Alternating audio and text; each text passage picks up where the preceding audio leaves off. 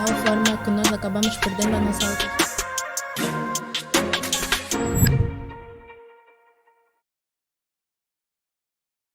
Este é o mês da celebração dos 23 anos do fim da guerra. A denominação às vezes é sobre a paz. Uma paz que se explica se é a paz das armas militar, se é a paz social. Todos esses princípios nesta semana estão em voga nos órgãos de comunicação social e não só, sobre o aniversário dos 23 anos do fim da guerra, que aconteceu no ano de 2002. Hoje o nosso tema vai abordar a realidade da educação em Angola, nas escolas públicas e de gestão privada, 23 anos do fim da guerra. Nesta conversa vamos procurar saber dos nossos convidados, que são ilustres e têm responsabilidades no país e nas instituições, para deixarem o seu acento tónico nesta alteração do paradigma do Estado da Educação. Professor Chocolate Braz é vice-presidente e é investigador, vice-presidente do Instituto Superior Politécnico Metropolitano de Angola, o nosso IMETRO, investigador de políticas educacionais com formações ao nível superior e doutoramento. É também analista aqui na rádio, sempre que pode empresta a sua voz. Professor Chocolate, muito obrigado pela sua vinda. Boa tarde. Boa tarde, Guilherme. Boa tarde a todos e todas que nos ouvem nesta rádio. Se quiser usar os auriculares para sentir a gravidade da sua voz ou o retorno do seu convidado ao pé, esteja à vontade, porque estão aí bonitinhos que estão à sua disposição. Ao pé do professor Chocolate Braz, também connosco está o professor Américo Kissola, cientista político, e responde agora pelo Departamento de Ciências Humanas do IMETRO, coordenador do curso de jornalismo no Instituto Superior Politécnico Metropolitano de Angola. Leciona há muitos anos em Angola e particularmente nos últimos anos está ligado ao Instituto Superior Politécnico Metropolitano de Angola. É nosso analista também aqui. Boa tarde, professor. Obrigado mais uma vez por disponibilizar parte do seu tempo. Obrigado, Guilherme. Boa tarde a todos que nos ouvem, né? Todos os metropolitanos, como eu digo sempre, os facebookeiros, whatsappeiros, tiktokers. Estamos aqui para, como eu digo sempre, né? Temos que trazer a ciência para a rádio.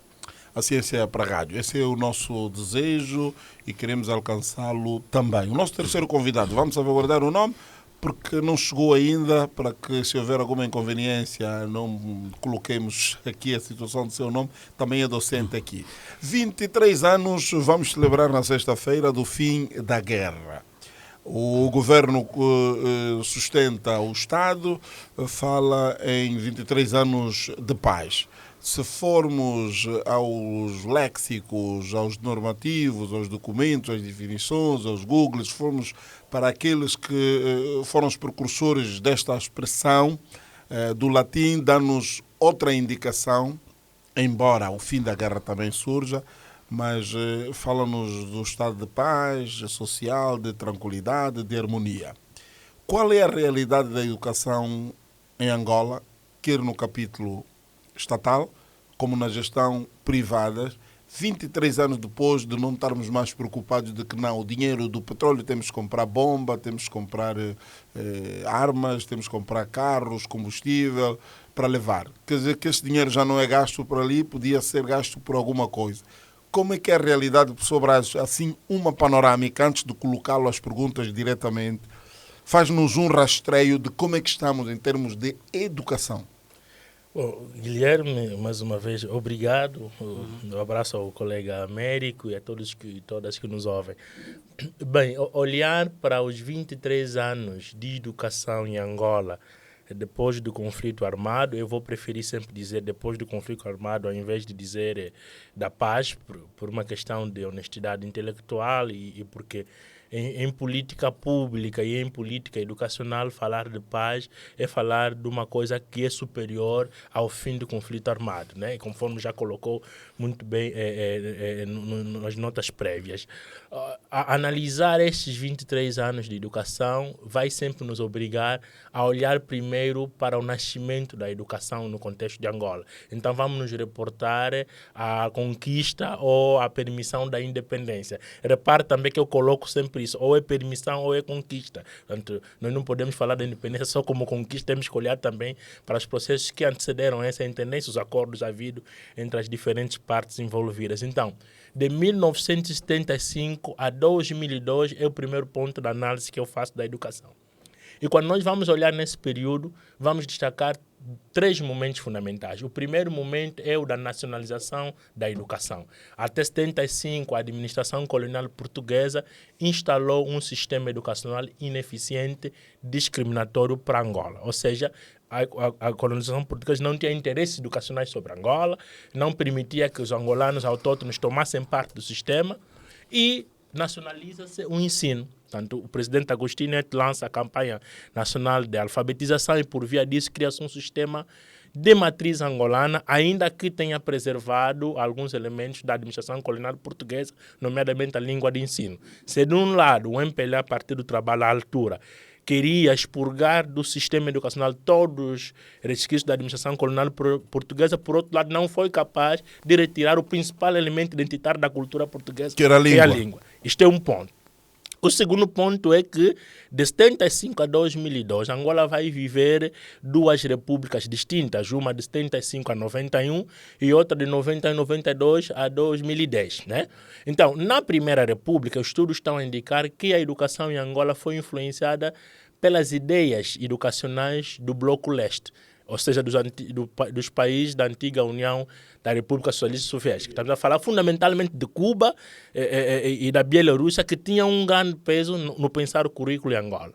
Entretanto, com a abertura democrática, entre aspas, de 92, com a realização das primeiras eleições, com a lei de revisão constitucional, há uma inversão no nível de influência. Deixamos de adotar o socialismo, mesmo na educação, e nos abrimos para o capitalismo e, com isso, as organizações internacionais passam a influenciar fortemente a educação em Angola, nomeadamente o Banco Mundial, a Unesco, a Unicef, e fizemos um retorno à administração colonial portuguesa através da cooperação com o Instituto Camões, com a Fundação Calouste Gulbenkian e com o Fundo Europeu de Desenvolvimento. Ou seja, aquela educação que nós negamos em 75, que era ineficiente, que era discriminatória, é aquela que nós adotamos como modelo a partir de 92. Então, eu chamaria isso uma disfunção política na decisão. Ou seja, nós negamos uma administração colonial porque, entretanto, retomamos eles como os consultores. Os programas passaram a vir de Portugal e os modelos das leis também de Portugal. Tanto é assim que a Lei 13/01, que institui a primeira reforma da educação, ela é feita sob consultoria portuguesa. Então, estamos a ver que o sistema fez um recuo estratégico, diz que é uma questão de geopolítica internacional. Angola precisava se posicionar. Este é um segundo momento. Eu vou partir para o terceiro para depois permitir uma análise diferenciada. O terceiro momento vai justamente de 2001, estou a contar um ano antes do fim do conflito armado, até os dias atuais. O que é que vai suceder? Angola tinha um governo de unidade de reconciliação nacional por altura de 2015. O que é que vai suceder na educação? 2015, não, eu estou muito para frente. Eu estou a falar, a partir de 92, 93, cria-se o GURN, não é? Então, o GURN, que era, digamos que o primeiro governo dos territórios de Angola inclusivo, porque envolvia entidades de diferentes forças políticas, vai pensar uma estratégia nacional de melhoria do sistema. E essa estratégia abrangia 15 anos de duração, desde 2001 a 2015. Com ela se implementa a primeira reforma. O que é que vai suceder? Já naquela altura, se tinha identificado os 2 principais problemas da educação em Angola, quais sejam o acesso à educação e a qualidade da própria educação. Mas anos antes, em 1986, já tinha sido feito um diagnóstico ao sistema que já tinha apontado os mesmos problemas. Ou seja, os problemas atuais da educação em Angola, passados 23 anos do fim do conflito armado, se reportam os problemas identificados em 1986, naquele diagnóstico, e em 2001, na estratégia integrada de desenvolvimento do sistema. Então, eu caracterizaria os avanços e recuos na decisão política. Do meu ponto de vista, o problema da educação em Angola é de definição política das prioridades e também pensar nas estruturas de financiamento. E aí é onde está o problema da educação em Angola. Vamos chegar lá. Obrigado, professor, por esta viagem esclarecedora. Falou, inclusive, aqui do GURNO, o Governo da Unidade de Reconciliação Nacional, que fazia junção, quer quem estava no poder, no caso o MPLA e também a UNITA, né? E criaram aqui uma sinergia que se o governador era da UNITA, o vice-governador era do MPLA e assim por diante, mesmo nos ministérios, e vimos o que vimos. 23 anos depois da guerra, o rebombar das armas terem calado, o professor Américo Tissola, esses problemas que foram diagnosticados já na década de 80, estamos a falar 40, quase 40 anos, 41 anos depois, nós estamos num ano de comemoração dos 50 anos também do fim do colonizador, 23 anos já sem guerra, indivíduo que tem 23 anos hoje, acabei há bocadinho de conferir numa das universidades aqui da capital, já estão a fazer o primeiro ano da universidade, para aqueles que terão estudado sem reprovar. Como é que olha a nossa realidade educacional quando os mesmos problemas estamos a olhar hoje, que o professor Chocolate acaba de dizer, ainda estamos com ele, como diz o economista Carlos Rosado de Carvalho, e como é que se pode esperar nos próximos tempos a olhar para as escolas públicas e de gestão privada? Falar em gestão pública, gestão privada, hoje quem manda na educação em Angola, mais quase 80% é o privado, e quando olhamos para isso já é um problema muito sério. Se da década de 80 já temos detectado os problemas, mas aí em função do próprio regime, não é? A política, tudo aqui vai girar em política, porque as decisões em Angola sempre foram políticas. Nunca foram técnicas, mas nunca foram técnicas mesmo. E quando ficamos no vai e volta, quando tu fica no vai e volta, só há um caminho, a negação. E essa negação leva-nos a quê? A péssima qualidade do ensino. E é o que nós verificamos hoje, infelizmente. Infelizmente porque se o colono tem uma educação não inclusiva naquela época, então eu vou dizer assim que o angolano tem uma educação exclusiva e não inclusiva. Não é? Aí quem quiser aí pegar o dicionário, entra, interpreta lá a figura de linguagem. Porque que acontece hoje? Nós tivemos, claro que eu fui alfabetizado na década de 80, digamos assim, e foi quando surgiu a campanha quem sabe ensina, quem não sabe aprende. E aí pronto, era rudimentar, porque o colono quando saiu, infelizmente, não deixou estrutura nenhuma educacional para que Angola pudesse dar passos, não é? Não deixou nada, porque também não havia nenhum interesse. Não havia nenhum interesse em potencializar os angolanos. Mas também, professor, dizer nada, estaremos a ser... Não, nada é mesmo nada é mesmo aquilo que eu vou dizer aqui, como se fosse imperativo. Porque eu fiz um desafio a um estudante, encontrar-me nos 50 anos de independência uma escola construída por quem está a governar da dimensão do Nzingambande, não há. Não, eu não me refiro à construção de escola, eu me digo mesmo ao ensino, ou seja... Pois, falava de escola, parecia a estrutura. Não, a popularização, quando eu falo de escola, eu falo do sistema de ensino, falo da educação. Ou seja, a popularização da própria educação para quem é nativo, não é? Como ele dizia mesmo, indígena. Então, nunca se protege, quase, tá bom, quando digo nunca aqui, é claro que há um privilégio de alguns, mas 51% quando está mais, então significa que a outra parte é negativa. E assim fomos, mas tivemos aí um esforço, não é? Claro que tivemos aqui muitas cooperações. Claro, estamos a falar dos 23 anos, mas 23 anos começam depois. Antes disso, tivemos aqui muitas cooperações, como já foi dito, Vietnã, Cuba, o RSS, RDA, Tchecoslováquia, tudo mais, até em termos de intercâmbio.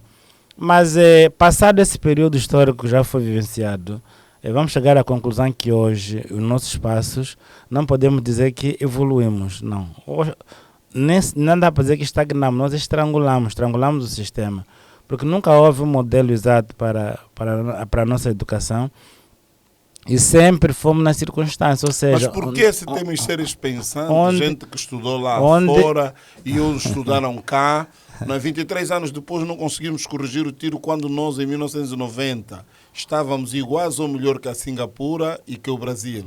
E os outros 30, 25 anos depois deram um avanço significativo. Onde é que falhou se tinha aqui aviões e bilhetes de passagem para ir copiar os outros e fazer a parceria? Guilherme, aí é que está. Por isso é que eu disse que a nossa educação é exclusiva. Porque o colono declaradamente, ele mostrava que não é inclusivo. Nem todos tinham acesso à educação.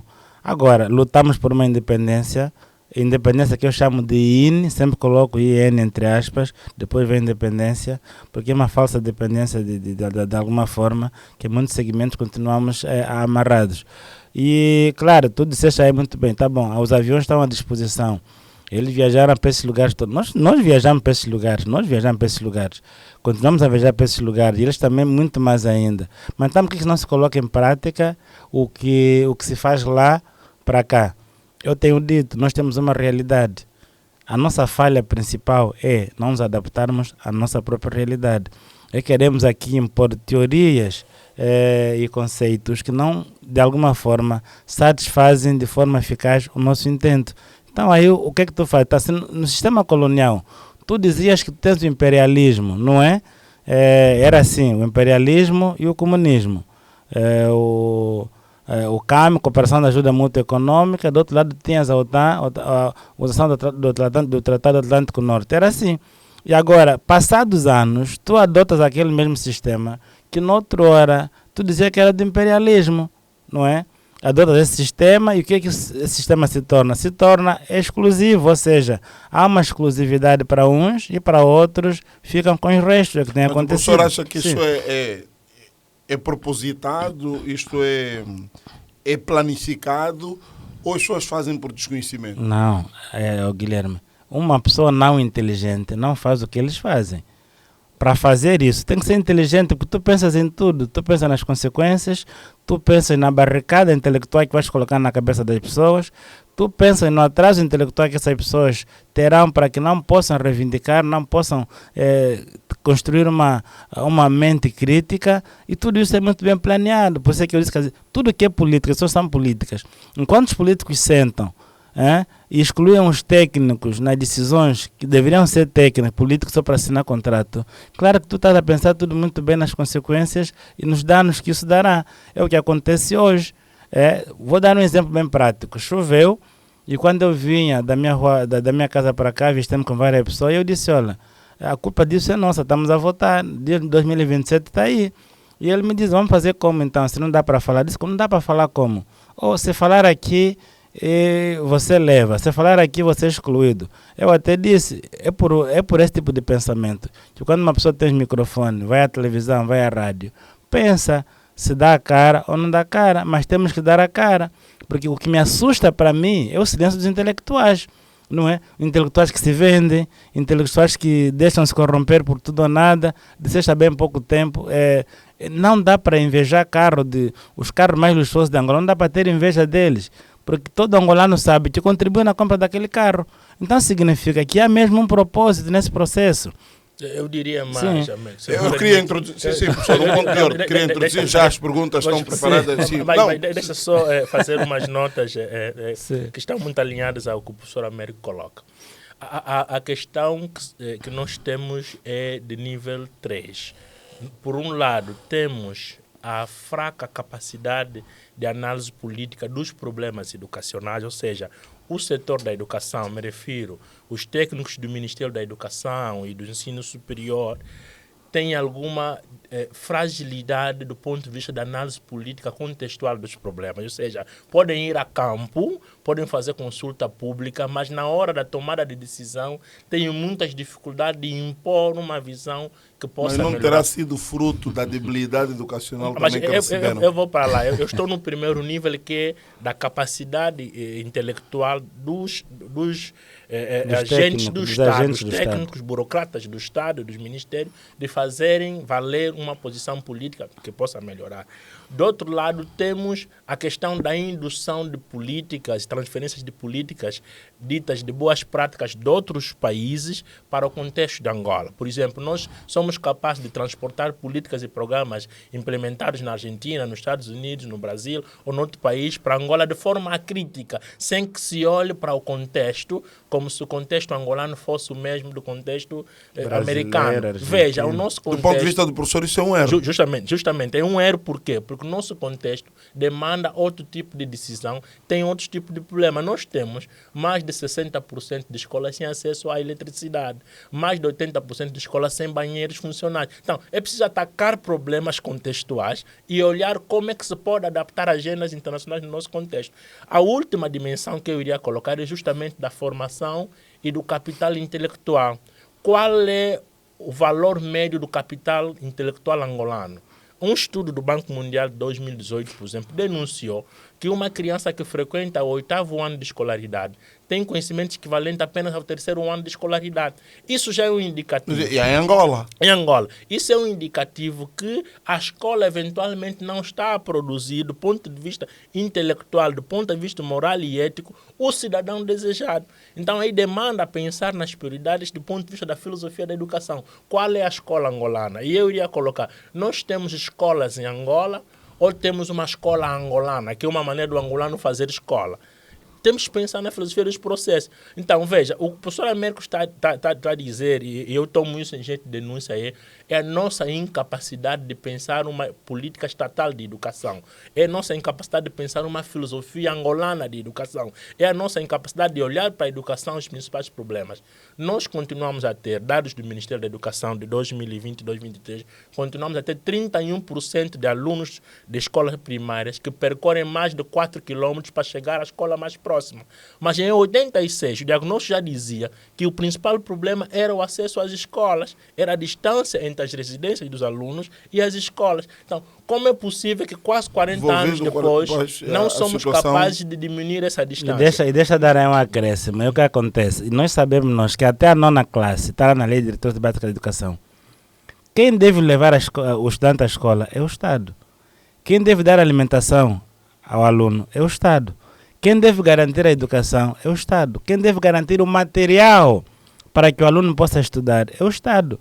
Eles é que elaboraram as leis. Isso está no documento. Agora, do documento para a prática... Mas é que está. Então, do documento para a prática, o que é que falta? Professor Américo, é exatamente aí essa onde consciência crítica. Entra a pergunta sobre os orçamentos que eu quero agora, do vosso ponto de vista, olhar. Se quisermos, como é que podemos equacionar nessa esteia dos 23 anos do fim da guerra em Angola, a gestão das escolas, em termos orçamentais? O orçamento da educação, o orçamento e as perspectivas sociológicas dentro do orçamento e políticas educativas, para ter essa resposta que vai dar à procura. Ou seja, há uma procura muito grande. Se olharmos como é que estamos em termos de orçamentos da educação e as perspectivas sociológicas podemos encontrar das políticas educativas para dar uma resposta à procura que existe, fruto da necessidade que as pessoas têm de colocar as pessoas a estudar. Três notinhas para posicionar essa questão. A primeira nota é o fato de Angola estar muito distante daquilo que são as matrizes estabelecidas, quer pela Unesco, quer pela União Africana. A União Africana dizem 15%. Justamente Angola, em alguns casos... Nunca conseguimos chegar a 10%. Deixa-me só dizer, Angola, em alguns casos, quer ser exemplo na classificação de problemas dos outros. Quer ser exemplo construindo aeroportos distantes da população e com uma envergadura incapaz de se explorar. Ou seja, naquilo que de facto Angola devia ser exemplo, ela não é capaz de ser exemplo. Angola está, desde 2002... Só está a dizer que desviamos o foco, a educação e a saúde podiam ser prioridade e nós queremos dar exemplo, por exemplo, no futebol, sem demérito, no basquete. É isso que estou a dizer. Quando eu disse àquela altura que é o problema de incapacidade de análise política, é justamente no estabelecimento de prioridades. Do ponto de vista orçamental, o que é que sucede desde 2002? Há cada vez mais uma diminuição da fatia que se disponibiliza do orçamento geral à educação. Pode-se comparar com outros setores e sentir algum equilíbrio, mas de facto há uma diminuição. Angola não consegue chegar, por exemplo, a 2 pontos percentuais do PIB, quando em média deve chegar a 4%. Angola não consegue atingir os 15% e em média ele chega aos 5, 6%. Olha, há um dado muito interessante para discutir isso, é que somente no orçamento de 2024 que as despesas com a educação e com a saúde ultrapassaram as despesas com a segurança. Mas em um ponto percentual, as despesas com a segurança foi de 13,1 e as despesas com a educação e a saúde foram de 3,2. Isso quer dizer que nós continuamos a gastar muito mais com a segurança do que com a educação. Mas quando se fala em despesa, depois tem os usuários desses bens dificuldades. Estamos em épocas de provas e alunos ficam em pé, não há carteiras. Justamente, ou seja, estamos a falar de despesa de execução orçamentária, Ok. não só de planificação orçamentária. Isto é um ponto, a nossa incapacidade de colocar a educação na prioridade financeira. Uma coisa está na prioridade discursiva, que é muito comum ouvir-se no discurso do Estado da Nação, ou ouvir no discurso do Presidente da República, ou até da Ministra da Educação. Outra coisa é você colocar essa prioridade ao nível orçamentário, é de facto definir prioridades. Mas do ponto de vista do professor, o que é que falta aqui? É vontade política, desconhecimento de que a educação transforma, até porque esses indivíduos sentam em mesa de conselho de ministro, de assessoria, e têm noção de que a educação transforma. O professor Tissola trazia aqui uma perspectiva, mas o que é que falta? Estamos a 50 anos, à porta de 50 anos do fim do colono. Percebemos que a educação é que o colono deu e quais foram os resultados. 23 anos do fim da guerra. Como é que as pessoas não conseguem parar e dizer, olha, os outros pararam 30 anos apostando na educação e hoje até um emprego nós dependemos deles. A quem interessa uma boa educação para a pessoa angolana? A um patriota. Não, mas calma aí. Do poder político, a quem veja essa análise. A quem interessa uma educação que garanta acesso a todos, que garanta alimentação, que garanta condições de segurança, de saúde no contexto da escola. Interessa a um governo que quer ver o seu país avançar. Justamente estamos diante de um processo de indução. É uma questão de opção política. A negação da educação é uma opção do governo. Em política pública, define-se o conceito naquilo que o governo decide fazer ou não fazer. Se uma criança tem acesso à merenda e outra não tem, é decisão política. É uma política pública, só que é uma política que está a cercear liberdades, que está a pôr em causa direitos. Agora, eu ia colocar um segundo nível, que é o nível da relação entre as prioridades e a política do mercado. A mim me parece que a tendência em não financiar a escola pública é no sentido de enfraquecê-la para que as pessoas se sintam obrigadas a ir para o privado, que é oferecido justamente por elementos da burguesia que estão no poder. Ou seja, há uma tendência de fragilizar a escola pública através das suas condições infraestruturais, financeiras e de recursos humanos e trazer a educação privada como sendo modelo. Então vamos associar o que o professor Américo dizia do ponto de vista dos modelos de governação. Se nós estávamos no socialismo, que era exatamente da União da República Socialista Soviética com o modelo de partido único, Justamente. o único partido, tudo pelo povo, o Estado faz tudo e não há cá clínicas privadas, não há escolas privadas, e sabíamos que o filho do professor Chocolate, que é reitor da Universidade de Ipsos X, estuda na mesma escola que o filho do carpinteiro. Então a qualidade é igualitária. Mas esses mesmos indivíduos que disseram que deixaram de ser socialistas e foram para o capitalismo, trazem um modelo que contrasta do ponto de vista de que não, tem o colégio, mas quem é dono do colégio? Pois. É o ministro tal, é o deputado Y, Guilherme. e ali ele põe computador, põe atividade extraescolar, tem merenda, o aluno tem ateliê, entra na escola às 8, sai às 16 horas. E a escola pública anda à mercê em que 60 alunos, 25 ficam em pé para ter uma aula, né, de qualidade. Nessa perspectiva, é para enfraquecer e ter um grupo que continue a dominar politicamente? E mais, o enfraquecimento da escola pública em Angola vai ganhar maior força em 2016, quando se faz a reforma da lei anterior da educação. Veja, mesmo nos pronunciamentos políticos mais recentes do presidente João Lourenço, ele tem colocado a educação como um bem de mercado. Em momento algum, o presidente João Lourenço assumiu a educação como um bem público. Essa é uma tendência global, não só de Angola, mas isso tem que ver com o quê? Tem que ver com o facto de Angola, nos últimos anos, estar a ser dependente do Fundo Monetário Internacional, do Banco Mundial, da União Europeia como estrutura de financiamento. A nossa incapacidade de financiar a vida pública nos obriga a adotar políticas que cerceiam direitos e liberdades, que põem em causa o ideal nacionalista de educação. Aquele ideal nacionalista de educação pensado para Agostinho Neto hoje não existe. O MPLA, se tivesse alguma coragem, viria a público assumir que não. O ideal de educação que nós desenhamos em 75 não faz sentido hoje. Não é o que está por causa dessa experiência. Agora eu vou lhe dizer mais para depois finalizar e dar a palavra para a pessoa. Vamos ter que ir ao intervalo porque eu tenho um ponto informativo. Eu quero dizer mais o seguinte. Há uma tendência de nos convencerem através da política que a escolha existe no ensino privado. Ninguém escolhe o privado, Guilherme. Toda gente que vai ao privado vai condicionado. Em condições normais, se a escola francesa pudesse ter as condições, a escola pública pudesse ter as condições que tem a escola francesa, a escola turca, a escola portuguesa, os grandes colégios de Luanda, ninguém colocaria o seu filho no ensino privado. Mesmo ao nível do ensino superior, ninguém colocaria um estudante na instituição privada quando as públicas têm as mesmas condições. Até porque um outro dado para discutir a qualidade da educação é que os professores que trabalham no privado tendencialmente são os mesmos que trabalham no público. Então não há que dizer que o ensino lá é melhor. O que deve ser dito é que o professor lá tem melhores condições, está mais motivado para fazer o ensino. Então aqui há uma tendência muito clara de transformar a educação num bem de mercado. Há uma mercantilização da educação, há uma banalização da educação muito forte e que vai contra aquilo que o próprio MPLA desenhou em 75. Muito bem, professor Américo, vamos colocar um ponto e vírgula, porque vamos ir ao ponto informativo. Temos de dar espaço às nossas estagiárias que estão a estudar cursos de cinema e TV, jornalismo e estagiam aqui na rádio para ir melhorar a comunicação e também a sua locução. Vamos informar o cidadão sobre aquilo que vai acontecer às 18 horas, que o nosso Serviço Central de Notícias.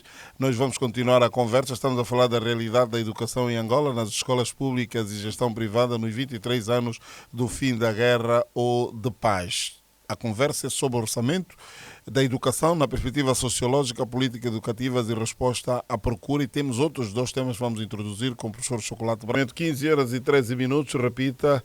15 horas e 13 minutos, repita, Guilherme, por favor, são 15 horas e 13 minutos, estamos em conversa na sua rádio. Em estúdio está o professor Chocolate Braz, com ele também ao lado está o professor Américo Quissola e connosco estamos a olhar aqui o tema que tem que ver com a qualidade ou a realidade da educação angolana nas escolas públicas e gestão privada nos 23 anos de paz, ou se quisermos, do fim da guerra. É a nossa conversa, vamos voltar em estúdio, porque a conversa estava certamente a correr a bom porto e fique-se ligado, deixe-se ficar ali deste lado. Vamos continuar a trazer assim a comunicação e também esse aspecto refletivo e educacional. Já no ar, o programa Ondas Metropolitanas.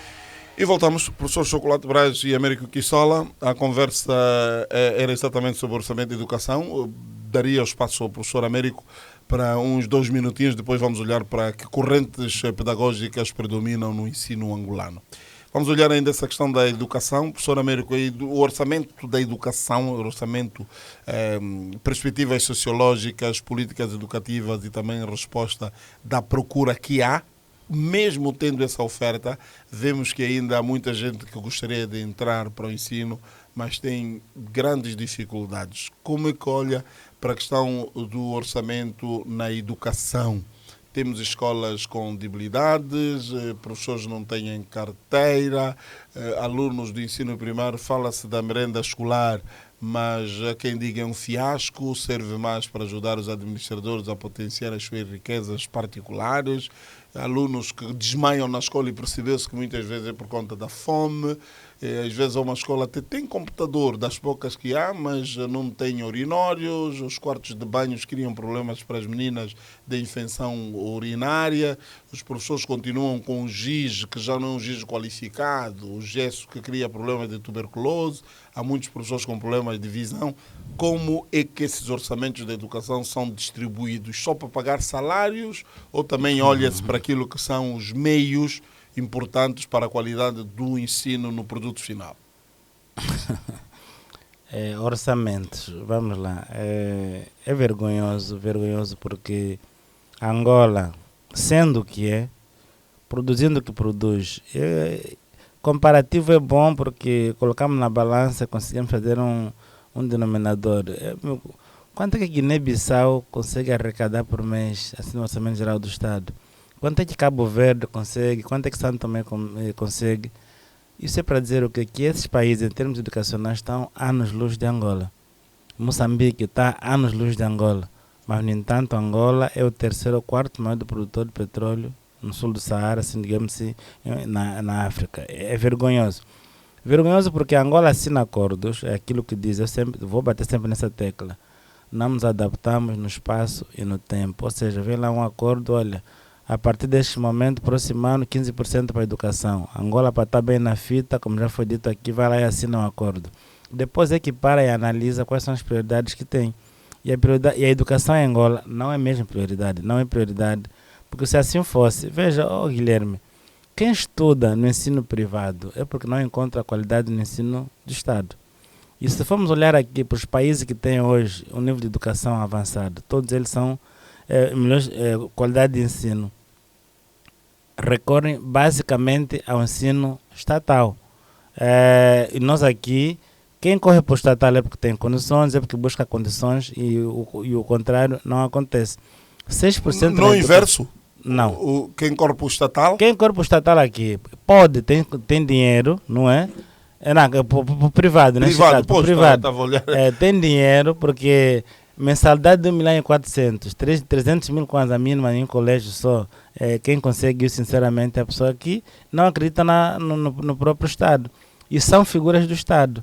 Agora eu me pergunto, qual é o salário máximo que é pago no Estado para que um ministro, um secretário de Estado possa pagar 3 milhões de kwanza para um seu filho em um colégio privado? Uma perguntar não ofende.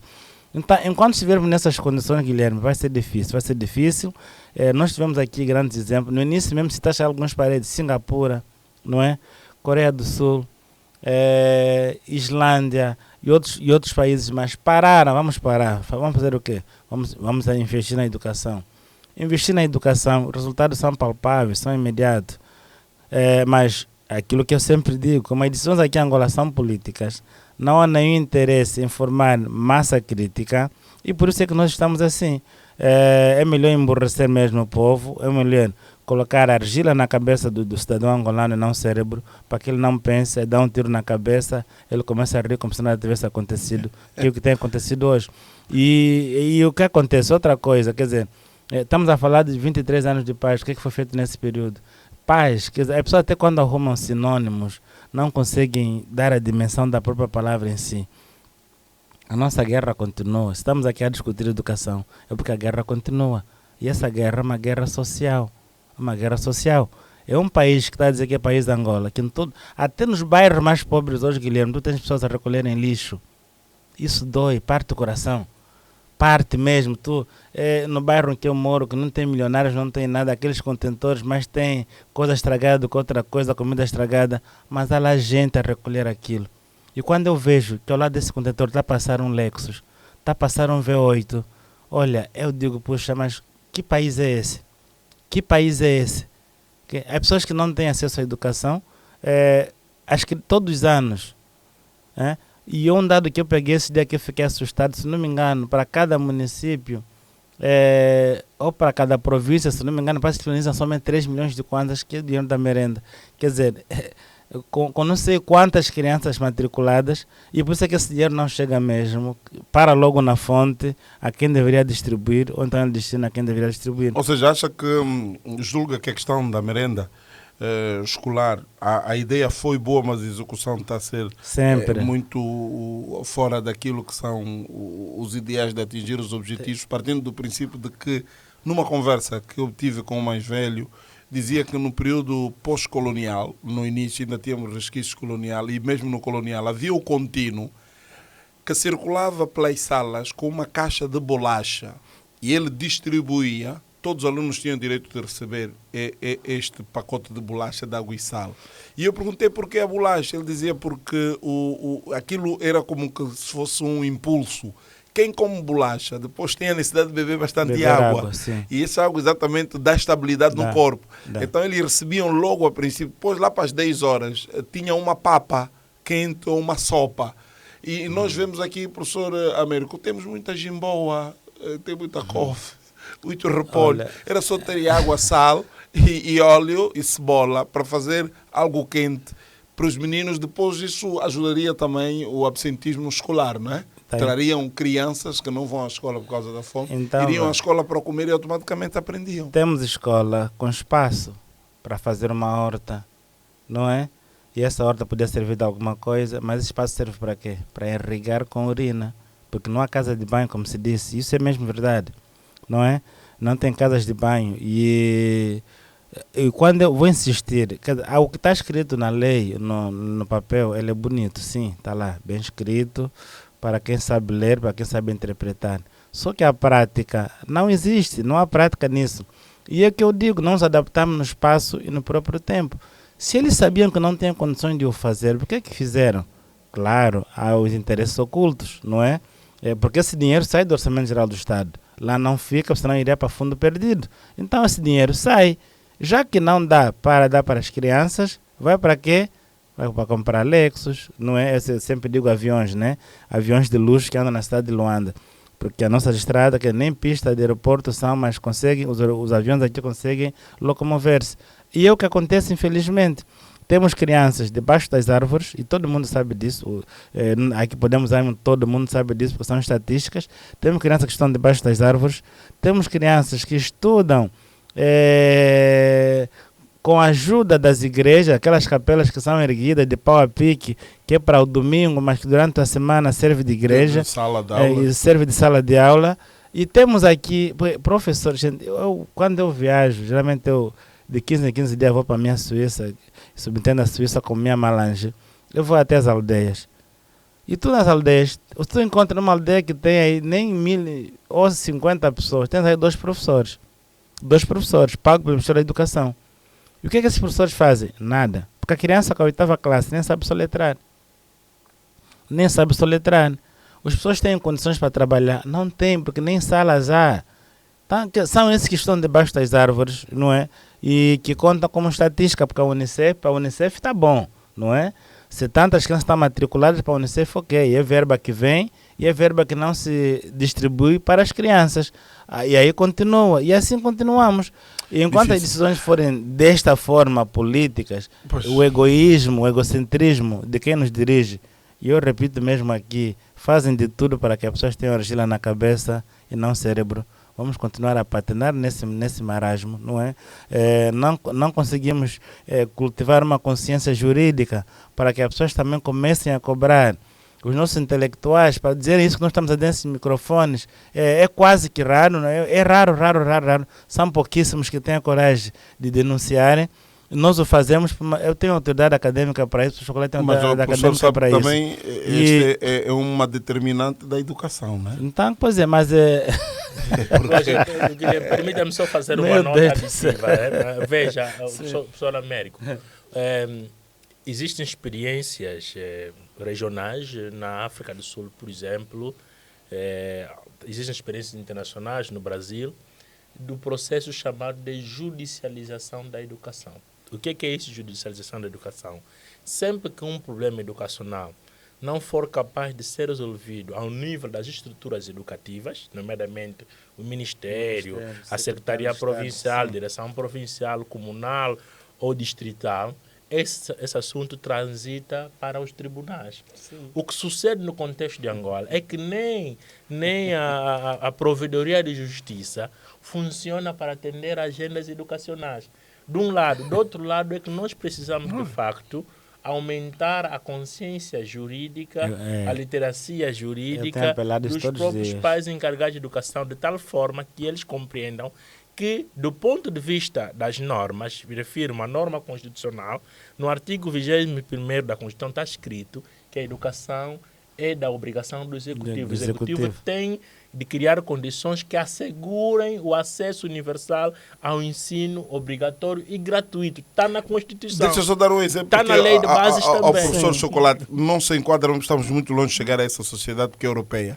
Uma mãe processou, aqui figura-se administrador, em França, por ter colocado na matrícula o seu filho a 3 quilômetros fora da zona de residência. Mas nós E já ela dissemos- ganhou a Sim, causa. Mas nós já dissemos em Já Angola dissemos que aqui. 31% das crianças do ensino primário percorrem mais de 4 quilômetros para chegar à escola mais próxima. Mas ninguém o defende. Se Não, diz discutir mas- isso, vão dizer, não, mas ele está a precisar Guilherme, estudar. Mas Deixa- é justamente isso que eu estou a dizer. O mecanismo da judicialização seria um dos para utilizar isso, far-se-ia junto da Provedoria da Justiça ou mesmo junto dos tribunais. O que sucede é que o nosso legislador, nós temos uma Constituição feita muito ao estilo de quem governa. Tanto é que ele não dá aberturas para processo de judicialização. Mas o normal seria, se eu vou à escola próxima aqui da minha rua e me dizem que não tem vaga tem de vaga. matrícula, eu não devia ir ao privado. Eu devia recorrer à primeira instância judicial Oh, que está na zona exatamente. para denunciar o incumprimento de uma lei constitucional. Está na Constituição da República, no artigo 21º. Mais do que isso, a própria lei de bases tem o princípio da universalidade. Mas, professor, aqui não deve estar o problema que estamos a discutir, que é o facto do nível de literacia das pessoas. É justamente isso Porque que eu até estou os a colocar. documentos podemos criticá-los, mas se folhearmos bem, como dá aqui o exemplo, há assuntos que defendem o cidadão e que colocam os princípios da humanização da educação. Certo. Mas fica a parecer que é um favor quando se constrói uma escola, se coloca lá o filho. Essa é uma estrutura. Veja, a escola angolana, ela tem essa característica, ela produz uma classe trabalhadora, uma classe passiva. Esse é o ideal da escola angolana. A classe governante, a classe dominadora não é formada nas nossas escolas públicas. É formada nos grandes colégios ou no exterior do país. Então, o que é que a nossa escola está a produzir? Futuros grevistas, futuros pessoas que vão fazer manifestação. É isso que está a construir. Pessoas que vão depender do Estado para ganhar o seu sustento. Uma educação transformadora nós não temos. Por isso que eu colocava no início, a quem interessa uma educação que transforma. Veja, a educação deve concorrer para 2 objetivos fundamentais. 1, o pensamento crítico. 2, resolução de problemas. Como é que é o ensino em Angola? É fundamentalmente ensino teórico. Nós ensinamos matemática sem resolver problemas. Mas depois politizamos o discurso do chocolate ou do Américo com termos pejorativos que quer a sua família, quer as suas próximas, foram inundados com esse termo. Sim. Quando aparece a fazer uma crítica, a priori é que é contra o governo, justamente, é inimigo da paz. Esse é o ideal do quadro que nós formamos aqui agora. Então, ou seja, blindam-te a esse modo, depois os outros ficam meio, é melhor não andar por aí, deixa só como está. Se continuarmos assim, que tipo de educação nós teremos? E gostaria que falassem das correntes pedagógicas que predominam no ensino angolano. Porque é importante olharmos para isso, professor Américo, porque se não soubermos que corrente é que nós temos, ficamos dessituados, passe o termo, e os miúdos, os mais novos, vão à escola, mas depois não sabem, na verdade, se o objetivo qual é a corrente que temos e qual é o objetivo disso, e fica-se mesmo apenas pelos certificados. Antes disso, deixa eu só fazer aqui um apelo a quem nos ouve. Eu sei que a esta hora o Emetro tem muitos ouvintes. Gente, eu sempre tenho dito, o que nos falta mesmo aqui é a consciência jurídica, não é? Não temos isso. Judicializar aqui significa você ser do contra. Mas aos pais que nos ouvem, está na lei, é lei. Se na escola próxima de casa não há vaga, tudo bem. Vais matricular a criança numa escola distante da sua casa. Mas quem tem que levar e buscar essa criança é o Estado. Isso está na lei, eles é que escreveram isso. Então, quando nós começamos a ignorar o que está escrito, e eu sempre digo, o silêncio dos intelectuais assusta muito cá em Angola. Isso não acontece lá, porque a Angola é um dos poucos países em que os professores são amigos do governo. Do governo, sim, não são agentes do Estado, são agentes do governo. Angola é um desses países. O professor jamais deveria estar nessa classe. E até porque quem está lá no Estado, a dar aula no Estado, a dirigir o Estado, é mesmo que dá aula no privado, como já cá foi dito. Então, essa é a grande questão. Nós é que temos que os meios de comunicação, quando podem, têm essa missão cívica mesmo, também de conscientizar as pessoas, educarem as pessoas, mostrarem o caminho que as pessoas deveriam adotar. Por exemplo, no processo das matrículas, as matrículas vão iniciar uma campanha dos meios de comunicação social, televisão, rádio, fazendo o que pode para reeducar as pessoas a dizerem o que é que devem fazer, o que é que não devem fazer, o que é obrigatório, o que não é obrigatório. Essa questão da merenda mesmo. Por que é que nunca nenhum pai se revoltou? Em implementar uma ação contra o governo? O pai não tem condições de alimentar a criança vai à escola às 7 da manhã, volta às 12 horas. Como é que não vai desmaiar? Por que é que nunca nenhum pai se revoltou em entrar com uma ação contra o Estado? Ou então a associação, já que todas as escolas... Associado a isso, até temos outra situação grave, que são os livros para o ensino de base. Os livros de ensino de base que tem que comprar. Os livros são comprados, mas não chegam à escola. Se está lá que a venda é proibida, o professor Chocolate. Angola Meu Deus. Angola é um Estado frágil. Poxa. As pessoas não gostam que eu diga isso. Angola é um Estado frágil. O que é um Estado frágil? São aqueles Estados que geralmente têm conflito pré- e pós-eleitorais, são aqueles Estados com incapacidade de sustentar a economia local, são aqueles Estados com crispação política, com partidos políticos divergentes a todos os níveis. Angola é um Estado frágil. São Estados com dependência excessiva à ajuda externa. Então, em Estados frágeis, com democracia fragilizada, os cidadãos não conseguem pleitear pelos seus direitos. Mais do que isso, a própria educação foi modelada para colocar o cidadão num sentido de passividade. Veja, a educação em Angola precisa adotar mecanismos que foquem também no encarregado de educação, no pai, que o permitam conhecer os mínimos direitos seus. O que é que sucedeu? Eu falei da Lei de Bases de 2016. O que é que sucedeu com a Lei de Bases de 2016? Eles impuseram taxas, propinas e emolumentos excessivas para as escolas e diminuíram a intervenção do Estado. Ou seja, o Estado deixa de ter muita intervenção na garantia da educação e aumenta a responsabilidade da família. Então, o que sucede em Angola é um processo de inversão. A educação, que era um direito inalienável da pessoa angolana, tornou-se agora um bem de mercado. Então, tudo isso é induzido. Agora, é preciso pensar uma educação, por exemplo, que nos permita... Veja, a educação só faz sentido se nos permite, 1, a discordar, 2, a criticar, 3, a discutir. Se a educação não permite que o aluno discuta, discorde e critique, isto não é educação, é qualquer processo. Mas uma escola, então, se a escola trabalha nas crianças, desde o ensino primário, desde o pré-escolar, nesse sentido, quando eles se tornam adultos, é diferente. Eu estava a discutir hoje numa sessão, numa universidade, sobre isso. A qualidade dos quadros angolanos pode ser avaliada a partir da presidência da República. A qualidade das decisões tomadas em Conselho de Ministros nos dão sinais de que tipo de quadro nós temos. Porque todos eles não há nenhum analfabeto lá. As decisões que eles tomam sinalizam a qualidade do quadro. E vamos até ao nível mais baixo, até a pessoa que está conosco no trânsito, que nos grita por tudo e por nada, sinalizam isso. Só que a tendência é apontar o problema da educação como sendo o problema do professor, como sendo o problema da gestão. Quando é problema de financiamento, quando é problema de análise política. Este é o nosso problema. Por isso estou dizendo, veja, mesmo você nos questiona sobre a matriz filosófica da educação. A corrente pedagógica é que predomina em Angola. Como você pode falar de filosofia da educação ou de corrente pedagógica se você não tem uma definição de escola? O que é escola em Angola?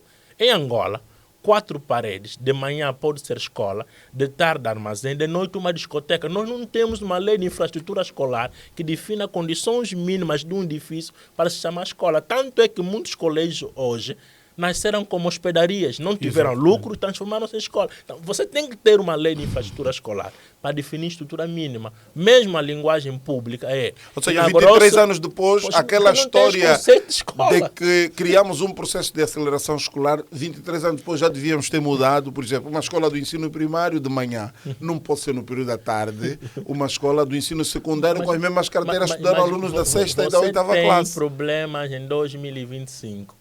Que já foram diagnosticados em 86. Qual é o problema? É decisão política. Agora, mas nós estamos num contexto em que a escola se resume à sala de aulas. Por isso é que nós temos escolas sem banheiros funcionais, escolas sem salões desportivo. Não há arte, não há desporto nas nossas escolas, não há criatividade. Tudo isso é processo de indução. A quem interessa uma escola que ensina a fazer arte, que ensina a fazer desporto, que ensina a pensar. Põe o estudante a pensar, põe a refletir, aliás, as atividades... Então não tem corrente, não tem corrente pedagógica, não tem filosofia de educação, enquanto você não define o que é escola. Mas o que é educação para Angola? Temos que ser capazes de definir o que é que nós perseguimos com a educação em Angola. Para você pensar em escola, você pode pegar no socioconstitutivismo e dizer, não, a partir de agora o modelo é socioconstitutivista. Mas olha para as condições que você criou de infraestrutura, olha para a deficiente formação de professores, olha para os problemas de segurança e saúde alimentar dos alunos. Você não dá conta de ter um modelo funcional. Então, Sr. Américo, podemos considerar que não temos um modelo quando alguém até de jeito em brincadeira disse nós com certeza podíamos não. tirar o Ministério da Educação e Com ser certeza, o Ministério da Escola? Não, é colocar... se a nomeação dos próprios cargos fossem cargos de técnicos e não políticos, eu não sou contra Teríamos mudado o quadro, acho que estaríamos bem mais avançados. Um deputado ser isso, aquilo, mas o que acontece? Qual é a nossa realidade? Nossa realidade é política. Se tu queres ser rico, tem que ser político. Não é? Queres ter condições boas de vida, tem que ser político. Tem que ser deputado, tem que ser ministro, tem que ser Mas secretário há de países Estado. que também têm essas figuras, mas as coisas andam. Mas aí é que está. As coisas andam porque aí é que está, porque existem correntes Tu filosóficas. vais ao Brasil, uma escola na favela é 10 vezes mais do que uma escola aqui no Talatona. Quando me falam de favela... Porque o cidadão Sim. brasileiro conquistou isso como um Porque direito está a dizer seu. isso, porque existe... Guilherme, Sim. eu estudei no Brasil, no meu curso de doutoramento e de mestrado. Eu nunca paguei por uma inscrição nem por uma declaração. Até o meu diploma de doutoramento eu não paguei nem R$1. Sabe por quê? Porque a educação no Brasil é gratuita do pré-escolar até o pós-doutoramento. Eu, neste momento, estou a preparar o meu projeto de pós-doutoramento. Só quero fazer no Brasil. Porque os milhões de euros que eu vou gastar na Europa, no Brasil eu vou gastar em nada. E ainda vou ter bolsa do governo. Entende? Isto é uma nação educadora. Nós temos ainda uma educação opressora. As pessoas não querem dizer isso, mas é preciso dizer, nós temos uma fragilidade democrática muito grande que tem impacto sobre todos os processos. E agora, juntando a isso, eu estive hoje numa universidade em conversa com uma estudante que está a fazer um curso de italiano, vou salvaguardar a universidade, e falou-me um bocadinho disso. Ela só está lá na universidade a frequentar porque vai estudar na Itália. O pai colocou lá para fazer o curso e ela me disse o seguinte: Sr. Guilherme, a embaixada mandou-nos aqui, mas aqui é dado um certificado, somos obrigados a pagar. São 130 mil kwanzas. Só que este certificado não é válido na Itália, onde eu irei se eu não tiver acreditação da embaixada. Eu disse, mas e quem acredita esse certificado? É a universidade. Mas ela cobra. Disse, calma, algo não está bem. Ou seja, mercantilizou-se tudo e mais alguma coisa. É o objeto de mercado em Angola. E que depois o próprio cidadão, para além de lhe ser tirado os parcos que tem no bolso, chega à conclusão de que depois não valeu quase nada o tempo perdido. O professor Américo falava aqui das correntes, temos ou não temos? Quando se fala do Brasil, a minha formação toda é brasileira. Eu terminei meu médio lá, todas as minhas formações fiz lá, dei aulas lá, então eu aprendi a reivindicar lá também. Porque lá existe modelo, existe corrente, lá existe filosofia da educação, aqui não existe nada. O que nós fazemos aqui é cada escola tenta dizer que isso e aquilo, mas em termos institucionais não temos nada. Então não dá para afirmar categoricamente de que temos uma corrente que é característica, que identifique a educação em Angola. Ou seja, não temos um modelo certo, não cada uma não segue... temos um modelo. Então tu tens aqui escola portuguesa, por exemplo. Tu tens escola portuguesa, tu tens escola americana, tu tens aqui o internacional, tu tens uns tantos aí na autoestrada também que são internacionais. O modelo que eles adotam não tem nada a ver com de um colégio do Estado ou de um colégio privado em Angola. Mas aí que está. Quando é que teremos isso? Teremos isso quando nós pensamos sério que queremos uma educação angolana, não é? Aí vamos adotar um modelo e seremos identificados assim. Agora, quando tu tens educação em Angola, não é? Sem uma identificação, fica-te mesmo difícil. Fica difícil porque vamos continuar a navegar nessas águas turvas. O ensino puramente teórico, como já foi dito cá, puramente mercantil, como já foi dito cá. E eu digo sempre, eu sou graças ao Brasil. E quando tu falas, por exemplo, da favela, uma escola na favela, e eu ontem mesmo tive a oportunidade de entrar numa universidade, eu estou a ver que os quadros são de giz. Olha, por amor de Deus, eu fiquei, escuta, como é que é? Aqui usa-se giz ainda. Não sei quanto tempo eu não vi giz na minha vida. Mas ainda temos isso. E quem é que cobra isso? Por que que um pai não se e revolta? às vezes, professor, Sim. o próprio GIS não há, o aluno tem de trazer o GIS para o professor Exatamente. escrever. E aí por que que um pai ainda não se revolta? Porque o filho pegou uma gripe, porque pegou uma tuberculose, processar a própria escola, processar o Estado, não é com um diagnóstico vai se lá. Não se faz isso. Então, enquanto nós não tivermos nesse básicozinho, que é básico mesmo em outros países, e que aqui é uma raridade, e o que que deixou em desuso lá, aqui vira modernidade. Infelizmente, vamos começar a navegar. Nós não temos uma identidade, Professor, estou a terminar convosco. Seria esse esforço, não é? Por que não convoca? Olha, até quando se convoca uma conferência para professores para discutir um determinado assunto. A gente teve agora, o João Lourenço, ano passado, se não me engano, posso falar aqui o nome que ele é o presidente e foi em cima disso mesmo, um grupo de professores para trabalhar um acordo ortográfico, para ver se Angola vai aderir ou não vai aderir. E quando eu digo às pessoas que não haverá um outro acordo, que Angola não precisa aderir mais nada, porque se não me engano lá no artigo 2 do próprio acordo ortográfico dizia assim, que 5 países membros da CPLP assinassem o acordo, valeria para os outros países. Para todos os outros. Quer dizer, então vão discutir o quê? Até para aceitarmos o acordo, uma decisão política. Eu estou aqui com uma gramática que é portuguesa, da didática, não é? Que eu estou a trabalhar, está aqui. Todo ele dentro do acordo ortográfico. Então, se Portugal... Aí diz sempre assim, não, mas as nossas línguas nacionais... Mas quem disse que os substantivos alteram alguma coisa no acordo? Então, é isso. Até nisso... Professor, foram decisões políticas. Vamos fechar com uma pergunta que eu quero cada um de vocês, 1 minuto e meio, se não 2. Onde é que julgam que Angola poderá estar daqui a 10 anos em termos do ranking da educação a nível da África? Deixa eu falar primeiro, porque o chocolate vai ficar um pouco... Olha, Guilherme, para tu, daqui a 10 anos, tem que ser feito um trabalho de 40 anos, 20 anos no mínimo. Então, não vamos ter aqui ilusão de dizer aqui que daqui a 10 anos alguma universidade angolana estará entre os 20 melhores, entre 50 melhores. Mentira, estamos a mentir.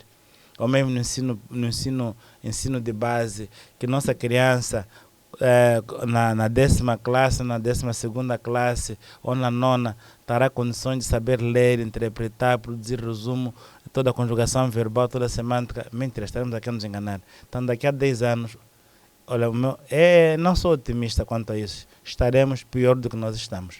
Professor Braz? Bom, eu estou alinhado com o professor Américo, mas antes disso eu queria dizer que devemos sempre nos questionar para que servem os rankings. Por que é tão importante para Angola estar situado nos rankings? Por exemplo, o Ministério do Ensino Superior fez um acordo com uma instituição que gera os rankings, né? Justamente para que as instituições possam... Veja, até para estar no ranking é preciso criar comissão, é preciso fazer acordo. Para que servem os rankings? Se os rankings isso é aquilo que os jovens dizem, o biolo, não é? Se os rankings servirem para maquiar a realidade institucional do ensino superior, Angola a mim não me diz nada.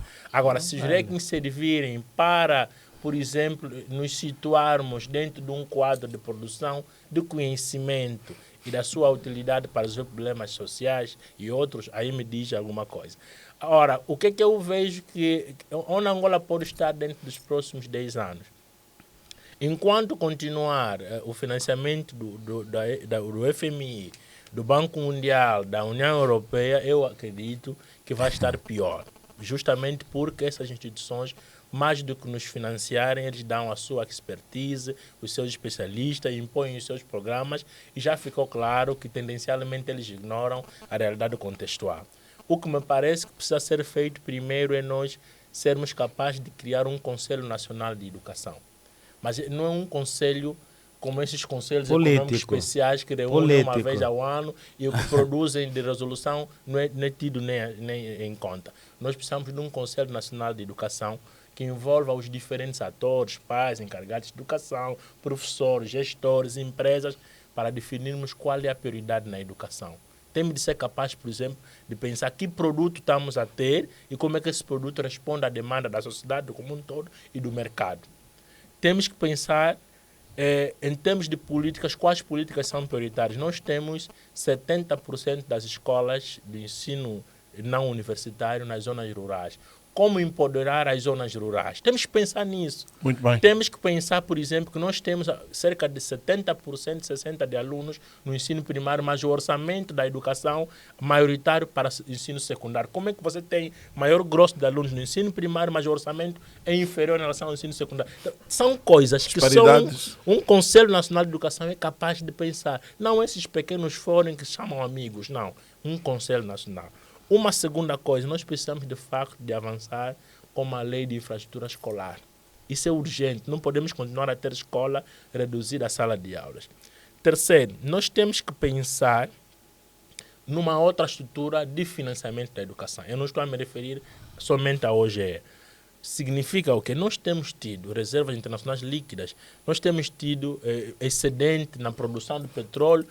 Por que não pensarmos também em pegar parte deste dinheiro e investir diretamente nas escolas? Nós temos escolas de ensino primário que não têm nenhum tipo de financiamento. Depende do administrador municipal. O administrador municipal é capaz de utilizar dinheiro destinado à educação para construir um jango para ele não pegar só. Não, e temos escolas aqui que o professor, inclusive, os professores contribuem para pagar o segurança, justamente, contribuem para comprar materiais, até para lâmpadas. Veja, e depois o que está acontecendo na educação primária em Angola? Os pais são forçados a comparticipar com um valor de 500 kwanzas ao mês, quando não existe nenhuma lei que diz isso, quando isso vai contra a Constituição que diz que o ensino obrigatório e gratuito até o 9º ano, está escrito lá na lei. Da lei. Pois, então, são essas coisas que me parecem que devem ser definidas. E uma última linha de rapidinho análise, mesmo, porque eu tenho outra convidada que vai estar comigo uma última linha de análise é a seguinte: nós precisamos ter a separação de poderes de facto em Angola. O poder legislativo e judiciário não pode ficar refém do poder executivo. Porque muitos dos nossos problemas estamos a abordar aqui. Se nós tivéssemos de facto um poder legislativo independente e dos tribunais, nós não estaríamos a discutir. Íamos diretamente processar a escola, íamos diretamente processar o diretor, íamos diretamente processar o próprio Estado. Mas como não há independência de poderes, fica muito difícil. Fica difícil. Obrigado, professor Chocolate Braz, professor investigador de políticas educacionais e vice-presidente aqui do IMETRO, e também o professor Américo Kissola, cientista político, chefe do Departamento de Ciências Humanas do IMETRO e coordenador do curso de jornalismo e docente aqui na nossa instituição. Obrigado aos dois por esta quarta-feira e continuação de um resto de quarta-feira agradável.